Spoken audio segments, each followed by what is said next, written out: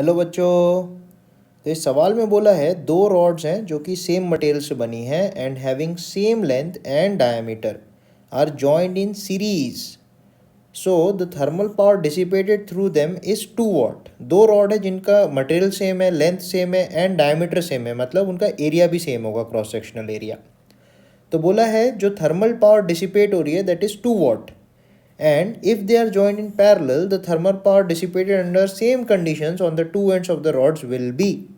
तो सबसे पहले हमें बोला है अगर दो रॉड्स को हम सीरीज में लगा दें जिनका लेंथ सेम है, जिनका एरिया सेम है, तो इसमें से 2 वाट पावर डिसिपेट हो रही है।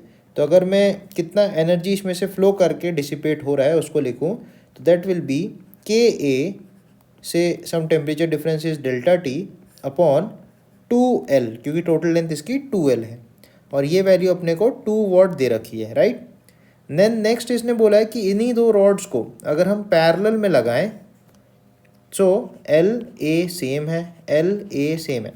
तो अब इस केस में जो हीट ट्रांसफ़र होगी उसको हम बताएंगे कि अब एरिया जो है वो ट्वाइस ऑफ एरिया हो जाएगा, क्योंकि अब दो एरिया से हीट करंट फ्लो करेगी, राइट। तो 2A into same temperature difference delta T, और लेंथ तो दोनों की सेम है L। तो इस केस में कितना पावर डिसिपेट होगा, तो से X हो रहा है, ठीक है। तो अब अगर इन दोनों इक्वेशंस को आप सॉल्व करोगे तो अगर आप रेशियो लेते हो तो हम लिख सकते हैं के A delta T upon 2L equals to 2, और नीचे अपन इसको लिख देते हैं के 2A delta T whole upon L equals X। अगर हम रेशियो लेते हैं इन दोनों इक्वेशंस का तो L L कैंसिल हो जाता है, के कैंसिल हो जाता है, A कैंसिल हो जाता है, डेल्टा टी कैंसिल।